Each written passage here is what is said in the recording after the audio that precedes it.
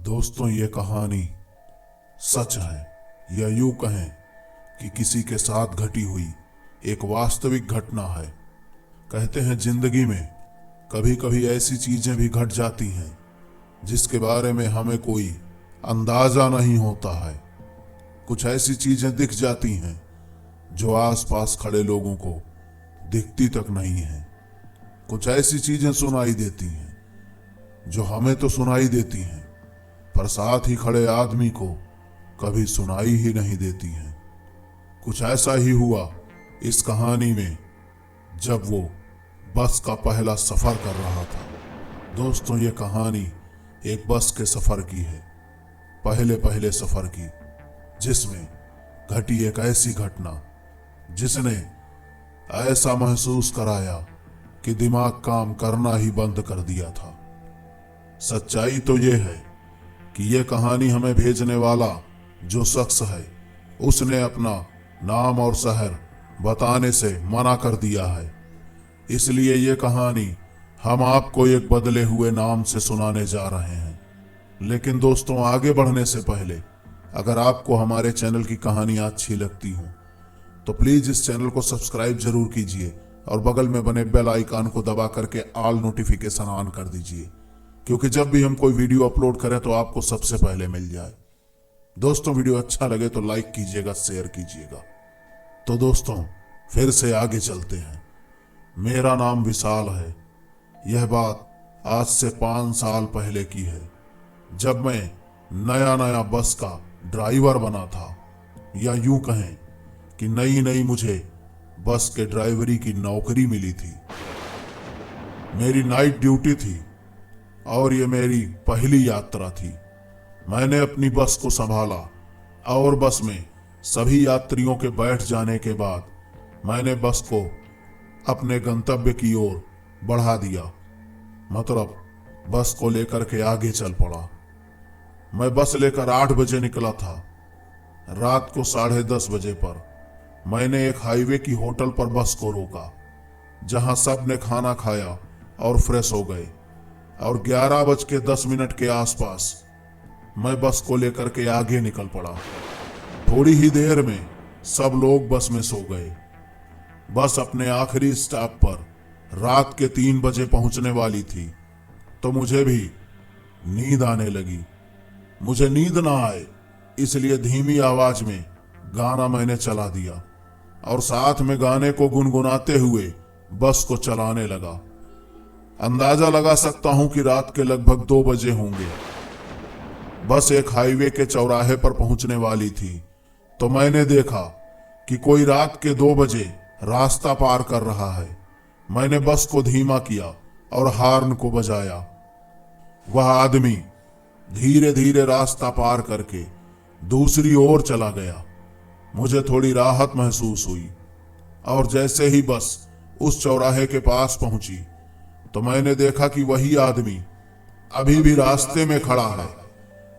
और मेरे कुछ समझ में आए इससे पहले ही बस उस पर से निकल गई।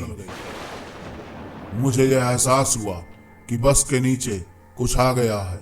मैं बहुत डर गया था। मुझे लगा कि आज पहला ही दिन और मेरे से यह दुर्घटना हो गई। एक आदमी मेरे बस के नीचे आकर मर गया। मैं बहुत टेंशन में आ गया था। अब क्या होगा? मैंने बस को आगे बढ़ा दिया। कुछ दूर पर मुझे एक होटल दिखाई दिया और उस कोने पर बने होटल पर मैंने बस को रोक दिया और नीचे उतरकर भागता हुआ वहीं एक्सीडेंट की जगह पर गया। तो मैं और भी ज्यादा डर गया, क्योंकि वहां कुछ नहीं था, ना वो आदमी, ना कोई एक्सीडेंट का निशान, और कोई खून भी नहीं था। वहां कुछ ऐसा भी नहीं था जिससे ऐसा लगे कि किसी आदमी का बस के नीचे आने की वजह से एक्सीडेंट हुआ हो या मौत हो गई हो। अब मेरा डर और बढ़ रहा था कि आखिरकार मेरे साथ हुआ क्या था। मैं डर कर भागा और वापस उस रेस्टोरेंट पर आया जहां मैंने बस खड़ी की थी, और वहां आकर मैं एक टेबल पर बैठ गया। तभी उस होटल के मैनेजर ने मुझे बुलाया और मुझे वह होटल के बाहर ले गया और पूछा, पहली बार इस हाईवे पर आए हो क्या? तो मैंने भी कहा हाँ। उसने मुझसे कहा कि तुम डरे हुए लग रहे हो। तो मैंने हड़बड़ाहट में ही सही डरते डरते उससे सारी बात बता दी। यह सुनकर मैनेजर के मुंह से एक आह निकल गई और उन्होंने बोलना शुरू किया कि पिछले 15 सालों से यह घटना यहां घट रही है, गाहे बगाहे, मतलब कभी कभी किसी किसी के साथ यह हो ही जाता है।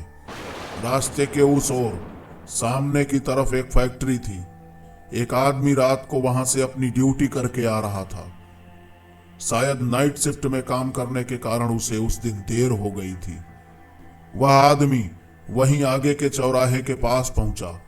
तभी एक ट्रक तेज रफ्तार से उस आदमी को कुचलता हुआ निकल गया। उस रात के सन्नाटे में उस आदमी की चीख सुनने वाला कोई नहीं था।